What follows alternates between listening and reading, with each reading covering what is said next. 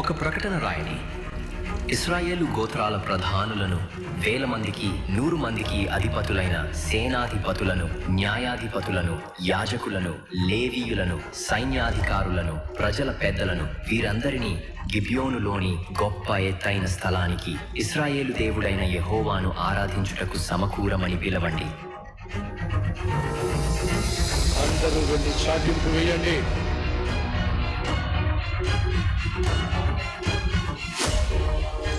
దేశ నలుమూలలకు వెళ్ళారు.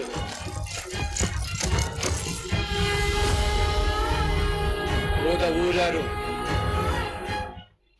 సొలొమోను రాజు ఆజ్ఞ ప్రకారం యాజకులను, లేవీయులను, శతాధిపతులను, ఇశ్రాయేలు పెద్దలను, గోత్రాధిపతులను, 100 మంది పైన 1000 మంది పైన అధిపతులను, పెద్దలను గిబ్యోనులోని మహా ఎత్తైన స్థలమునకు సమకూరమని రాజైన సొలొమోను ఆజ్ఞాపించుచున్నాడవో. ఇశ్రాయేలు నలుమూలల నుండి ప్రజలు గిబియోను పర్వతము యొద్దకు బయలుదేరారు. ఇంట్లో ఉన్న ప్రతి ఒక్కరూ, ఆడ మగ పిల్లలు, యాజకులు, లేవీయులు,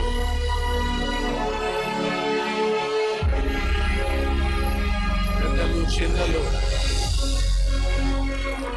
సైన్యాధిపతులు, సేనాధిపతులు,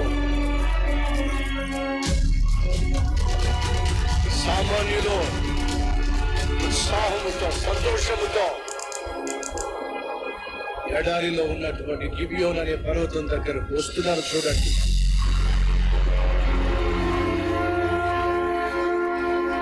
సమూహముగా, సంతోషముగా,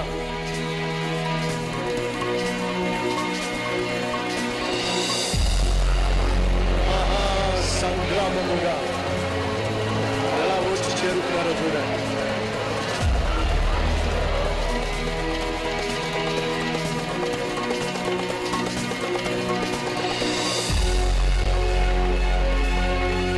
ప్రజలందరినీ దేవుని ఎదుట సమకూర్చాడు.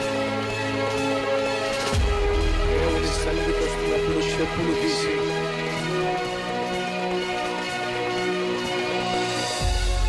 మహారాజే మాదిరికరంగా వేల గొర్రెలను బలి అర్పిస్తూ అక్కడ గిబియోనులో సొలొమోను అందరి ఎదుట రెండు చేతులు పైకెత్తి ఇత్తడి బలిపీఠము అగ్ని జ్వాలలతో జ్వలించుచుండెను. ఇశ్రాయేలులందరూ ఏకముగా భయభక్తులతో సమకూడి ఆరాధించారు. ఆ రాత్రి దేవుడు కలలో ప్రత్యక్షమై,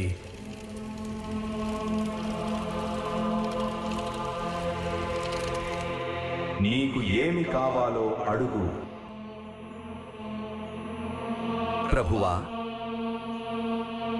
నీవు నన్ను నా తండ్రి దావీదు స్థానంలో రాజుగా చేశావు. నేను బాలుడి వలనే ఉన్నాను. నీ ప్రజలను నడిపించుటకు జ్ఞానం, మంచి చెడులను గ్రహించే వివేకము దయచేయుము. సొలొమోను మాటకు సంతోషించిన దేవుడు అతనికి గొప్ప జ్ఞానము, ధనము, కీర్తి అనుగ్రహించాడు.